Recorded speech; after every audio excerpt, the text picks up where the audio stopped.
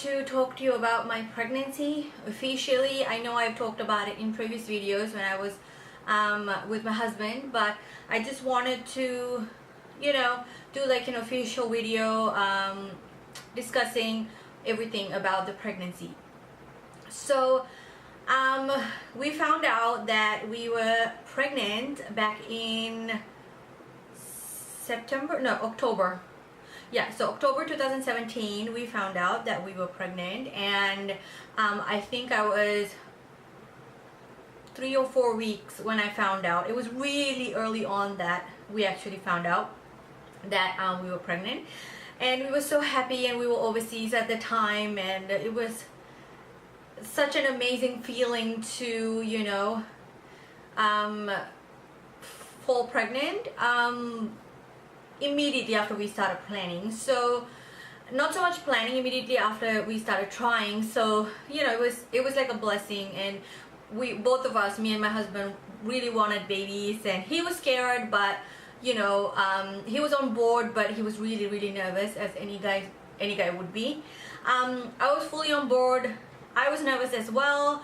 I am more nervous now that it's getting closer. So yeah, anyway, but that's how we found out. And if you want to know more about that, like the whole story, then I'll link the previous video where we talked about it. Sorry, I'm gonna be burping and breathless throughout the whole video. So the first trimester, so my initial symptoms were sleepiness. I was so tired, and I suspected that I might be pregnant because lots of women get really tired in the first trimester. I was really tired, and all I wanted to do was eat. I was constantly hungry.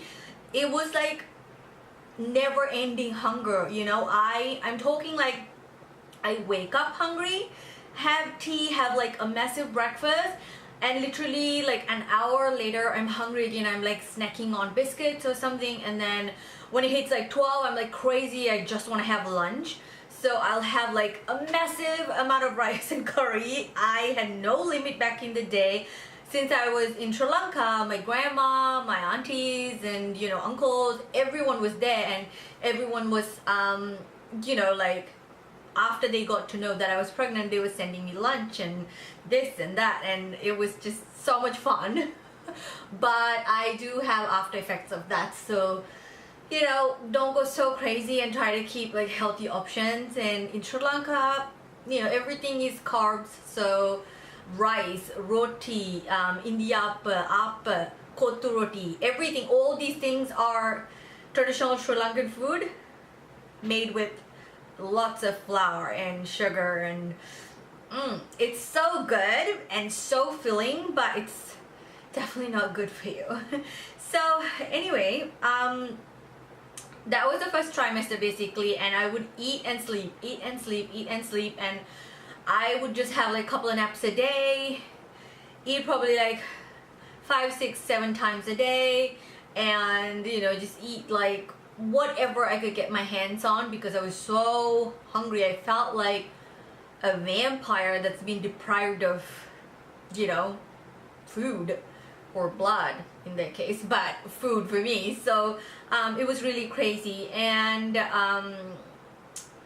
after that sort of phase went away, I was really uncomfortable with my chest. Like, it was burning, and I just didn't know what was going on. And when I talked to my mom, she said, okay, it's heartburn, and I've had it when I was pregnant with you as well. So here goes heartburn.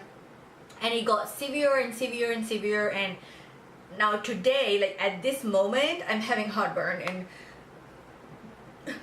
see, it's like acid coming up.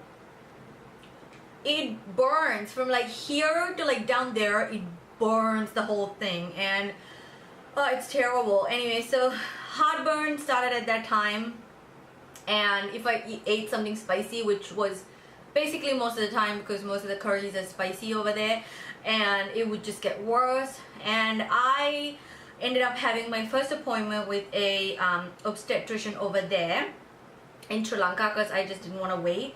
And he gave me Gaviscon liquid, but I mean, it helped a little bit. It kind of relieved mildly, but I wouldn't say it helped like a massive amount. So he suggested either I do a dating scan before I leave, or I can just get it done in Australia as a procedure. So I just, you know, thought I'll just come here and do it. And then me and my husband flew back to Brisbane on I think it was November, in the beginning of November. Now before I got pregnant, before I went to Sri Lanka and everything, or like beginning of 2017, even though my husband was overseas, I was waiting for him to come back anytime. So I was on prenatals, I had my blood work done, and I was all prepared to get pregnant. So I was already on prenatals and everything like that, so that was good.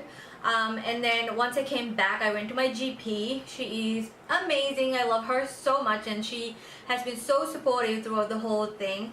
So yeah, I told her that I'm pregnant, and she did more blood tests to make sure that everything was okay.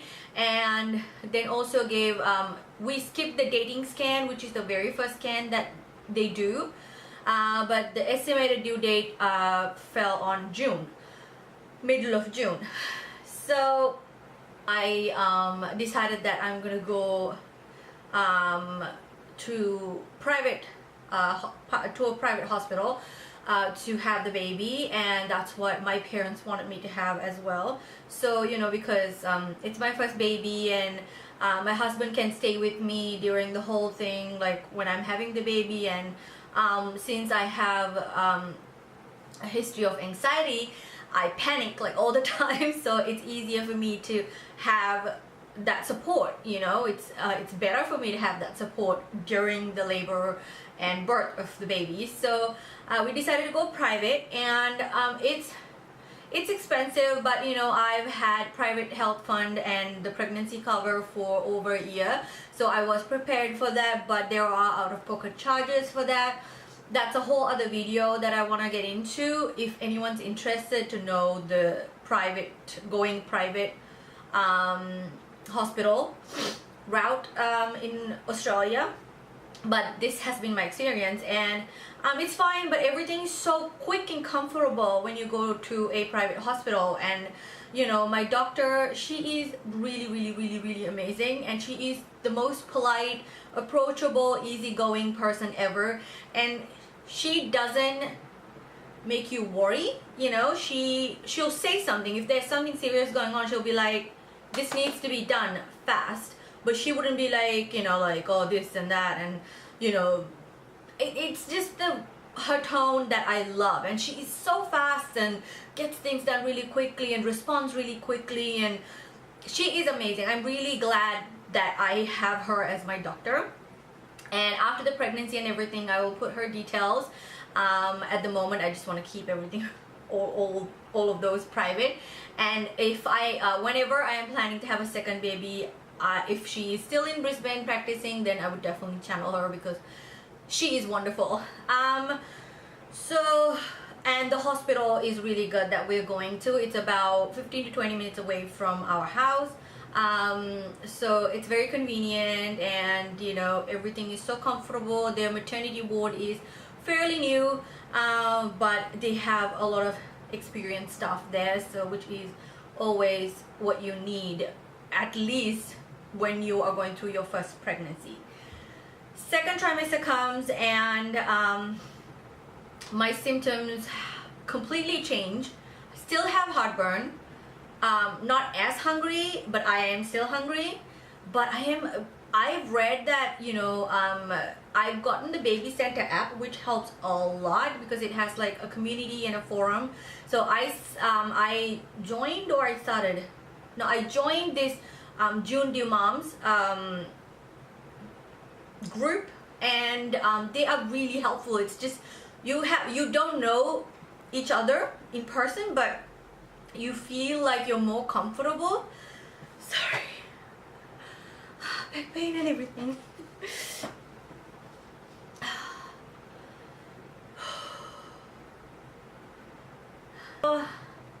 The Baby Center app is really helpful. It gives like all these daily articles, and you can put your due date and it'll say how big your baby is, and it's really fun. They compare it to vegetables and things like that, so it is really cute. But you can keep track of your contractions whenever you're in labor, and I feel like all the articles come up at the perfect time as well. Like if I'm going through some symptom and I go to the app, that article related to that symptom is there, so it's very well organized. They do have the American, UK, I think like you can use it for many other countries. I'm not sure about the whole thing, but I'm using the Australian one, so it gives me like all details that are relevant to Australia, which is very easy.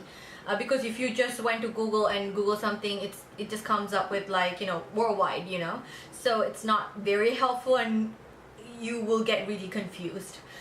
So okay, so the second trimester, I read on Baby Center app that you're supposed to feel more energetic, but that wasn't the case for me. And you have to remember, like, keep in mind, not everything that is written somewhere or someone says or somebody else went through would not be true for you. You could have a completely different set of symptoms when it comes to your pregnancy, you know, and it might differ from each pregnancy for you even. So my mom, my mother-in-law, and you know, my mom's friends and my friends who has been through pregnancy, they all say like, oh, I've had this, I've had that, and this and that, but except for the heartburn, nothing else seemed to be really related to me. And one of the things that I loved about my first trimester was having zero morning sickness. Okay, I felt a bit faintish a couple of times, mainly because it's so hot in Sri Lanka, and like it goes upwards like 30 degrees Celsius, and you know, if I'm cooking something or doing something that would make me even like my body temperature go even higher, I would feel faintish and I would have to sit down. But other than that, oh, it was wonderful. I was going on trips, I was doing so much fun things in my first trimester, except that I was hungry all the time, which, I mean, you know, it's not really something to be concerned about. You just eat, you know, whatever. And there's food everywhere, so, you know, as long as it's safe to eat, you just eat it. So I didn't have morning sickness. I was lucky in that sense. No morning sickness at all. But I had heartburn to match everything, because heartburn was really crazy. My battery died. I had to wait for it to charge, and then this and that. So camera angle, everything might have changed. I don't know. I was fiddling with it. And I dropped some green smoothie on my t-shirt. Anyway, I lost the train of thought. So I think I was talking about second trimester. So feeling extra tired and all that stuff in the second trimester, and heartburn still increasing. And I developed something new. Obviously my belly would grow really rapidly, and each week I saw a huge difference, and I rapidly gained like a lot of weight. Probably I would say about 9 to 11 kilos. And then I developed heart palpitations. So it was the most scariest thing ever. I used to have panic attacks, and I know the feeling of that. So heart palpitations is kind of, this time around, it was much worse than when I would get a panic attack. So it was just really, I don't know, it felt like a heart attack, and you know, I would have to sit down or lay down most of the time, but it wouldn't go away, and I can feel like I can hear it and I can feel it. It was just scary. So I told my OB about it, and she referred me to the cardiologist, cardiology ward or cardiology clinic the outpatient clinic in the hospital that I will be having the baby, and they did a bunch of tests. So I was wearing a Holter monitor, and then that kind of that was okay. The results of that was okay, but then the doctor has written in the report that it would be wise to get a cardio, what is it, like an ultrasound of the heart. I forget what the name of that is. Electrocardiography, I think. Yeah, so I did that, and that all came out positive, negative, that all came out fine. So there wasn't anything major going on with my heart, and no signs of preeclampsia or anything like that. Like, I was completely fine. It was just like elevated heart rate. I still to this day have like palpitations, and there's nothing I can do about it. I just sit down, and you know, it mostly comes when I'm rushing. Like if I quickly get up, or you know, if I just keep on doing something and I don't stop to take a rest. But sometimes I get it when I'm resting as well. So if I've been on bed, like if I'm like about to go to sleep or something, I would get palpitations. It's just, I don't know, it's like another pregnancy symptom that, you know, I don't think you require medication or anything like that unless it's something serious and develops into something crazy later. But that was taken care of. And then second trimester was very difficult because I was given the glucose tolerance test, and I was really panicky about this from the beginning because, like I told you before, I was eating like crazy in my first trimester. Didn't really think of gestational diabetes later. You know, wasn't really aware of that. Wasn't really thinking I might get it. I'm pretty healthy. I don't eat sweets and all that stuff. You know, all of these things. But before pregnancy, I am not a sweet tooth. Like, I don't care for sweets. I don't eat dessert. I will make it, but I don't really care, you know. I just don't bother, you know, cake or whatever. I'll have like a tiny piece. It's just not my thing. But after I got pregnant, my biggest craving was ice cream, and I am lactose intolerant. So with the pregnancy, that sort of kind of was put on hold. I was able to have ice cream, cheese, normal dairy, anything. And I don't know if that's a thing or if it's just something that happened to me, but during this pregnancy, I haven't been lactose intolerant. And I've eaten like ice cream and everything. So it's bizarre. It's really bizarre to me that happened. But baby craves sweets, okay? And I mean, no wonder my husband likes sweets, and his family loves ice cream and sweets. Like, they will eat ice cream after every meal, every main meal, or like sometimes snack. They'll have ice cream and then they'll have tea, you know? Like, it's like that. So biscuit pudding, ice cream, all sorts of sweets. But I tried to control it because I didn't want to go overboard, and I know that wasn't healthy for me and wasn't healthy for the baby. So I tried to cut that out. So I wasn't eating like, you know, ice cream or anything every day. You know, if I get a craving once in a while, I would have like 2 spoonfuls. That's basically it, you know. So I didn't think it would make a huge deal. 27 weeks, I go into my test, you know, freaking out anyway, and for good reasons. Results come back that I have gestational diabetes. I remember I was crying and just, you know, telling my husband, how can that happen? How can that happen? I was so careful.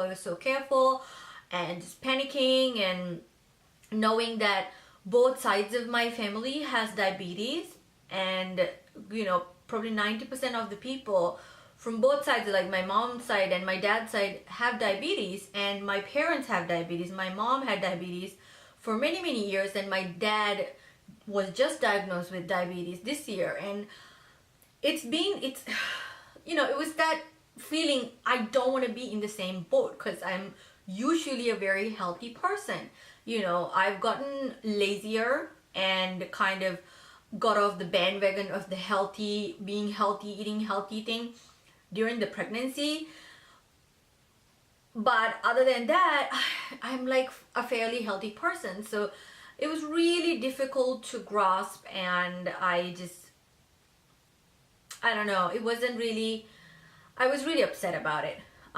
Made an appointment to a dietitian, someone who specializes in gestational diabetes. She gave me a monitor, a blood sugar monitor, so I had to check my blood sugar 4 times a day, poking my fingers.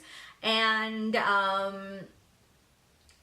if you saw my morning routine, you would see me check my blood sugar before, like, as soon as I wake up. So fasting, that would be my fasting blood sugar as soon as I wake up, and then I have breakfast, check my blood sugar again in 2 hours for each meal, so 3 more times a day.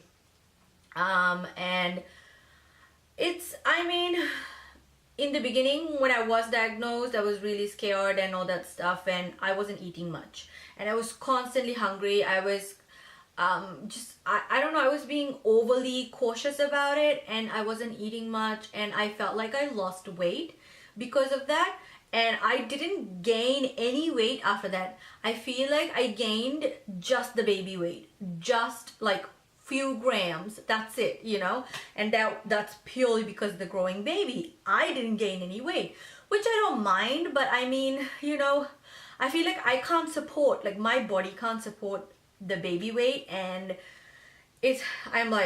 I'm so breathless, and it's painful everywhere. My bones feel like they're gonna fall off, and my muscles are so like tightened, and my bones are like flimsy and loose. It's this weird feeling. I was being overly careful, and that was a bit too much. So then I kind of got into sort of a habit and a routine, and I knew what I was eating, and you know, had a better idea of everything. Then I was able to like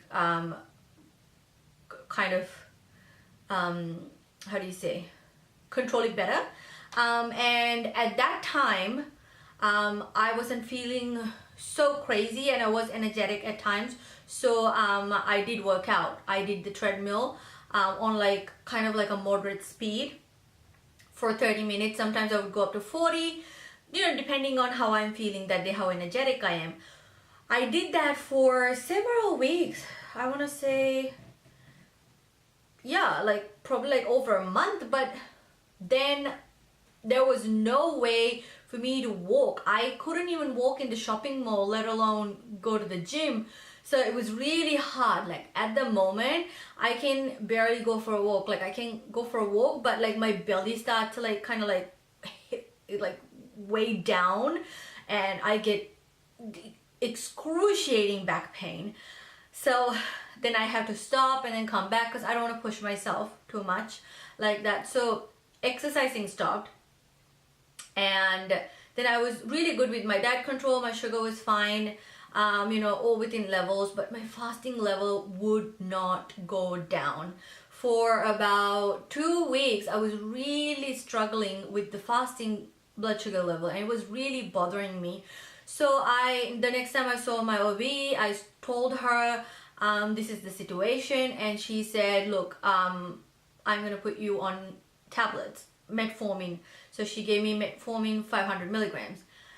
And so with the diet control, I have been taking metformin, and it's just 1 tablet per night, 500 milligrams.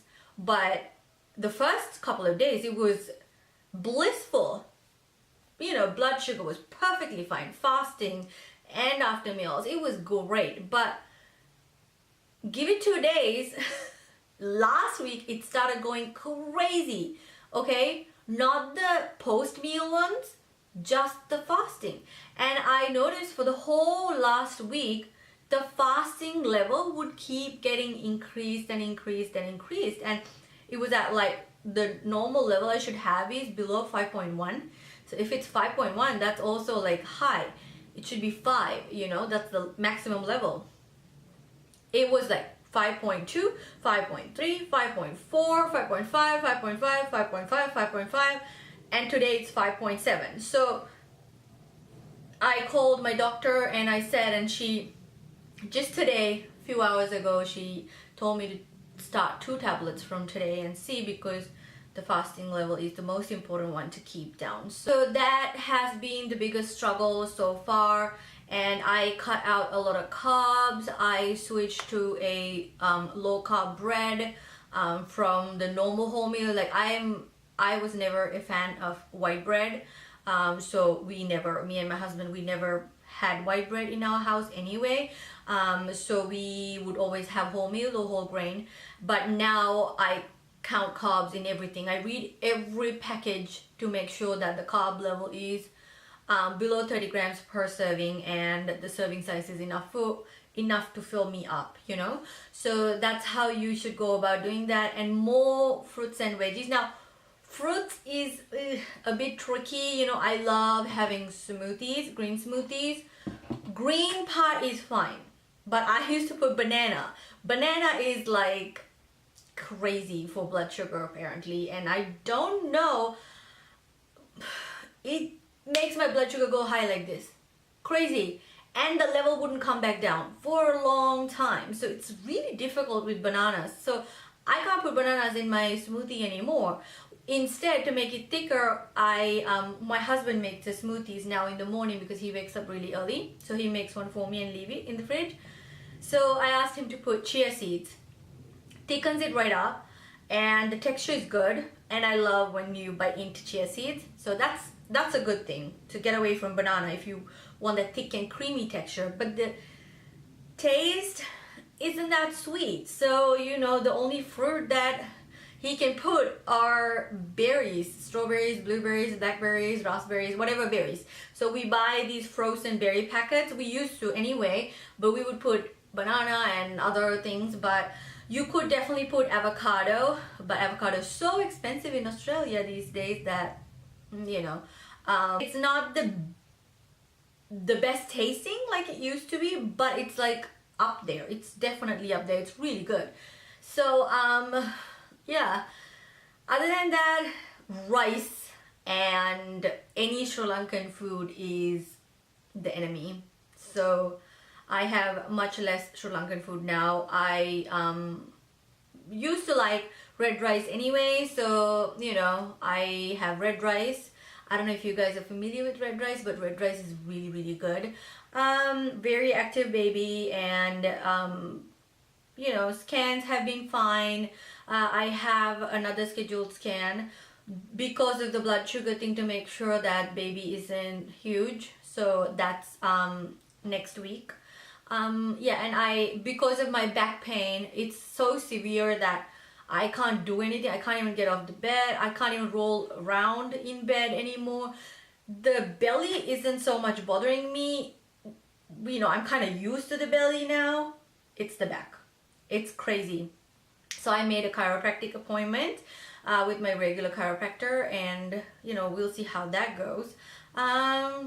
Yeah, and that's about it, and I'll show you how my belly looks. Don't mind me, I'm in my pajama shorts. So I am 32 weeks and what am I for today? 6 days. So 32 weeks and 6 days, I think. And that's how my belly looks. So, and I'm not gonna show the inside, but there are stretch marks coming from here all the way up, like there, all around. So it's like a tree, like this, and more stretch marks coming from out here to like there. So basically the whole stomach is full of stretch marks, which is, you know, that's fun. I have been putting Gaia belly butter, so no itchy feeling, which is good. I don't have to scratch and make the stretch marks worse. So that's a good thing. I will provide a link down below if you're interested in getting that belly butter. And I will do more pregnancy videos. I have packed my hospital bag, and I'll go through some of the things that I packed and where I got the list from and all that stuff in a separate video. But for today, this is all, guys. And I know it's a long pregnancy update because I am 32 weeks and I haven't given you guys an update before, and we just announced that we have been pregnant. So but I do hope that it helps somebody. And if you have any pregnancy related questions to ask from me, leave it in the comments, send me a message, an email, whatever you want to do, and I would be happy to help. Sorry about the long video, but thank you so much for staying throughout the whole thing, and if you've been hanging out until now, and I'm really thankful for you. Oh, and baby's saying that it's time to move on. Get up, mommy. So anyway, please subscribe and like the video, and we'll talk in the next video. Mwah. Bye.